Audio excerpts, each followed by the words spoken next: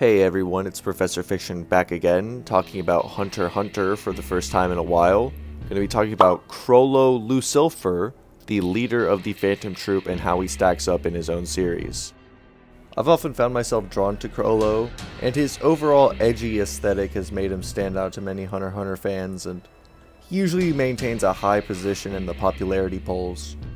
While I did go over Chrollo a few times in older videos, I've never been able to fully devote myself to scaling him and giving him the credit he deserves.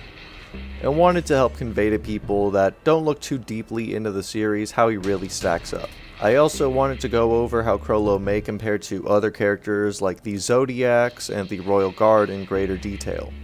Seeing as it's been 3 years since the last chapter and Togashi hasn't made any recent updates, I think it's fair to say Chrollo won't be getting too many feats anytime soon, and we can have a fair analysis of the cast without relying too much on headcanon.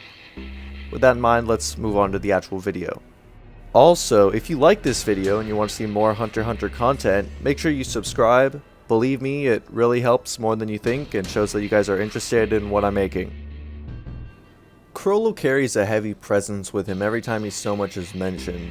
There's always this confidence about him. Even when he's resigned himself to death, he's got this big ol' smile on his face.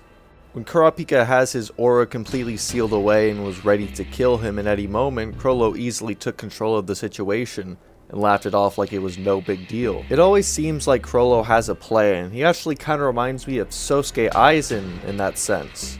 This confidence is in part due to Chrollo's massive intelligence, which even Hisoka comes to respect as being too much for him when paired with enough time to prep.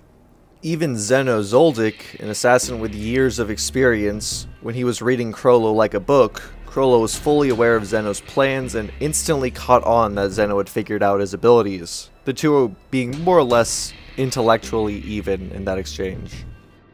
People who only read the manga or watch the anime might not really pick up on this, but Shalnark is extremely intelligent, as stated 3 times in the databooks, and is usually the one in charge of analysis or gathering intel within the troop. Shalnark was even able to catch on to the fact that Greed Island takes place in the real world, which he later confirmed when he actually went into Greed Island. This is actually pretty extraordinary, seeing as none of the main cast seemed to realize this until the end of the arc when it was revealed to them. And Bisky, who started playing at around the same time as Shalnark, admits outright that it never even crossed her mind. Yet Shalnark does so almost instantly. In fact, as much as Gon and Killua research Greed Island, even on websites reserved exclusively for hunters, there's not even mention of a theory that Greed Island takes place in the real world. It's then explained in both the data book and shown explicitly in the series that Chrollo has greater intelligence and analytical abilities than even Shalnark. This is shown when Chrollo first discovers that Neon is collecting body parts and immediately connects it to the Scarlet Eyes Kurapika was after. Chrollo would probably be able to figure out Greed Island exists in the real world much faster than Shalnark did, probably making him smarter than any person who has ever played the damn game. Speaking of Greed Island, it's actually implied in the data book that Chrollo and Nav, with their massive intelligence working together, could have cleared Greed Island extremely quickly. The two both having an intelligence stat of 4 out of 5, though probably on the much higher end than the likes of Tezgura or Bisky. This is probably how Chrollo creates all his plans to get treasures and steal precious objects, which is probably how he got one of the rare Ben's knives, as well as a poison potent enough to paralyze a whale, and even tracks down and basically eliminates the Kurta clan, who even Uvogin thought were pretty strong. Chrollo eventually formed the Phantom Troop, which when you get past the freaky alien ants with super duper potential, are considered relatively strong within the series by relative top tiers. The Shadow Beasts, which are all composed of the strongest Nen users from each branch of the Mafia, were basically stomped by the troop, Uvogin in particular basically taking out 3 of them with just his head. Even Silva Zoldyck, who can one-shot squadron leader class Chimera ants like Cheetu, thought killing a troop member wasn't worth the price, the highest praise he has ever given a target according to Killua. Even Mizai Strom is wary of the troop's presence on the boat on the way to the Dark Continent, fully aware that the presence of all the other Zodiacs, Morel, Mauve, and Kurapika are there. However, we'll talk about that a little more later. Chrollo is then listed in the databook as the strongest member of the Phantom Troop, likely referring to his overall caliber, rather than a specific stat or ability, seeing as Chrollo openly admits that Uvogin can only really be beaten by complex abilities, and is the physically strongest. The databook further backs this up again by saying Chrollo only really fights if he absolutely has to or is necessary, implying that he'd only really fight if the other troop members were outmatched or on the losing end. This means that Chrollo would be able to defeat any member of the Phantom Troop, including Finks, Phaeton, or Uvogin. Finks, who can pulverize Chimera ants with a few windups of his arm, Phaeton, who can vaporize Zazon, and Uvogin with unparalleled physical strength in the databook are all within Chrollo's ability to defeat at this point. This is supported as well again by Chrollo's own stats in the databook, which places physical strength and aura at a 4 out of 5, above Zazon and basically above every other Chimera ant save the Royals. Silva Zoldyck, like I said earlier, can even one-shot Cheetu like it's nothing, but Chrollo is able to take punches from him and cut his skin with some fancy knife. Cheetu is not only a normal squadron leader, but actually trained by Poof and P2, and confirmed by Morel to be more powerful than when he first fought him. Yet Silva still one-shots him. Remember now, even Phaeton using Ko wasn't able to inflict any damage to Zazon after she transformed. Ko being an attack utilizing all of one's Nen at any given moment, Silva is still one-shotting ants that are, if anything, more powerful than Zazon. Chrollo's superiority over the troop members is supported once again by the fact that Hisoka pursues Chrollo more than anyone else, including any of the troop members. Hisoka has basically no interest in any of the troops save maybe Machi, and showed no disappointment when he heard Uvogin had died, even offered to help Kurapika just to get a shot at Chrollo. Neither Illumi or Killua seem to interest Hisoka more than Chrollo does. Not even Razor, the game master of Greed Island who Finks was impressed by, was interesting enough for Hisoka to pursue him for an actual fight to the death. Even a supercharged John Ken from Gon, strong enough to one-shot one of the strongest players in Greed Island Genthru and knock Razor off his feet, only seemed to cause mild arousal in Hisoka and still didn't interest him as much as Chrollo did. And right after seeing this, Hisoka just goes back to helping get Chrollo's ability back. Hisoka even seemed to react less to Gon's possible death rather than Chrollo just losing his Nen ability. Hisoka does eventually get his wish to fight Chrollo. Chrollo abuses Hisoka's infatuation and prepares enough to basically guarantee his victory, using more powers in a single fight than ever before.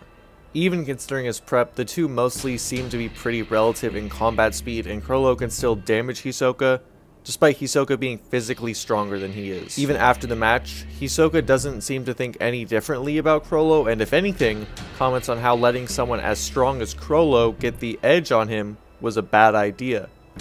Machi still thinks that without prep, Chrollo could take down Hisoka, and Phaeton actually considers it an insult when Nobunaga alludes to Chrollo being scared of Hisoka. Phaeton in particular tends to be kind of an asshole, and will threaten to murder other troop members all the time. So much so that Finks doesn't even really care when he's about to die against Zazon. Yet he has this respect for Chrollo and his abilities, which I find kind of interesting. Even if Chrollo isn't actually stronger than Hisoka, the two should be pretty relative to each other, with even their physical and Nen stats being the same in the databook. Chrollo can even go toe-to-toe with Silva and Zeno Zoldyck at the same time, with him having fought Silva at some point in the past and having improved since then. Chrollo is able to mostly dodge their attacks, even when he's trying to steal their abilities, and blatantly tanks or blocks most of their attacks. The few times Chrollo does actually go on the offensive, he's able to immediately tag and cut Silva Zoldyck with a Ben's knife, despite still not being serious in the slightest. Zeno even thinks he may have to kill himself to take down Chrollo, and the two barely survive giant aura blasts from Silva. Zeno later states that in a one-on-one match, he'd have beaten Chrollo. However, if Chrollo was going all out from the start, then he's not sure. The databook also states that at full power, Chrollo is around the level of Silva and Zeno, although it's unclear if it means both of them together or separately. Chrollo actually admits that an Aurus-focused jab that doesn't even seem to be Ko, but just Gyo, was too much for his defenses. So him and Zeno being around the same level overall is pretty consistent. However, I think if anything, it's implied that Chrollo is of a higher caliber, which is why Zeno thinks he might have to die in order to defeat him, even though Chrollo isn't trying in the slightest, and the data book is in reference to Zeno and Silva working together rather than separately. However, it is an interpretive statement, and it's something that can really work either way, so I'll leave that up to you guys in the comments. Let me know what you guys think. Zeno is respected by Netero enough that Netero decides to hire him to assist with the palace invasion and separating the guard from Meruem, even after seeing newborn Pitou and being convinced they are stronger than he is, at least in raw aura. Zeno and his Dragon Dive even excites Pitou, and they go after Zeno to fight because of how powerful he is. It's even stated explicitly that Pitou and Zeno sensed each other's power. And yet Pitou, who at this point had murdered Kite with almost no difficulty, was excited by him. This actually goes from the Chrollo versus the Zodiacs as well. Netero actually didn't call on any of the Zodiacs to help with the Chimera Ant situation. Morel and Nav were brought for their unique abilities, however he hires Zeno as well for help rather than any of the Zodiacs. Hisoka isn't even particularly impressed by the Zodiacs and think Illumi is more impressive than they are, even more so than Ginta, one of the stronger members who stopped Kanzai, who claims to be stronger than Morel. If Illumi is only secondary in Hisoka's mind to Chrollo, then Chrollo should be even further above the Zodiacs as well. Another character many people compare Chrollo to is Kurapika, as obviously Chrollo is the one who caused Kurapika so much grief. Many people simply think that Kurapika's abilities being basically designed to take down the troop means he would easily destroy Chrollo, but I don't think it's that simple. Even with Emperor Time activated, giving him Mastery and Enhancement type Nen, Uvogin can snap Kurapika's bones in half. Uvogin was also able to quickly analyze Kurapika's chains and acknowledge their danger, and even cop intellectual wins on Kurapika by catching him by surprise with Een. This is not to say Uvogin was stronger than Kurapika, rather that it was not a one-sided stomp. In fact, Kurapika only really won the match due to Uvogin forgetting to use Gyo. Uvogin is already basically an idiot compared to Chrollo, and Chrollo being considered stronger than Uvogin overall would likely be able to outsmart and even damage Kurapika. The only real abilities Kurapika has that are anti-Phantom Troop is his Chain Jail ability, and yes, if Kurapika manages to land it, Chrollo would lose. However, Chrollo also has his own abilities such as Fun Cloth, which he could use to trap and shrink away Kurapika. Or if we're talking about the Chrollo that fought Hisoka, he'd also have access to Shalnark's Manipulator ability and could simply hit Kurapika with it and control him. Chrollo probably wouldn't do horribly against the Royal Guard either, and while he definitely loses to them, his scaling to Zeno or Morel means he would probably perform decently well. Even an exhausted Morel didn't do half bad against Youpi with a plan, and Zeno was considered strong enough by Zeno to at least be useful against the Royals, and Pitou found him interesting enough to pursue him. Pitou, even as a newborn, is stated to be the most formidable opponent that Gon and Killua have ever faced, including Hisoka, Illumi, and possibly Chrollo if you count him during the York New City arc. The three are then all pretty relative, as stated in the data book, and are all physically stronger than even Netero. However, Chrollo has a wide arsenal of abilities like poison or teleportation that could be useful against them. None of the Royals have ever showcased any resistances to poison, and Chrollo's Fun Cloth may just seal them away to begin with. Again, I'm definitely not saying Chrollo wins. I really want to stress that. But he'd do better than most and is uniquely suited to fighting stronger opponents than most other Hunter x Hunter characters. Chrollo will usually make a plan for most fights and gather as many abilities as he can to guarantee victory. However, as established before, Chrollo basically scales to most of the series' high tier Nen users, like Zeno, even without that. So with prep time, there's really not many characters aside from the Royal Guard and above that could beat a fully prepped Chrollo. But that's really all we can say about Chrollo right now, so until the manga continues, he'll remain among the strongest non-super potential alien ants, 200-year-old martial artists, and angry children characters in the entire series. If you'd enjoyed this video or like my other content, make sure you like and sub, I know this is generic YouTube stuff, but believe me, it really helps more than you think. And it helps show what you guys want to see, so I know to make more Hunter content again. So once again, make sure you like and sub, and I'll see you next time.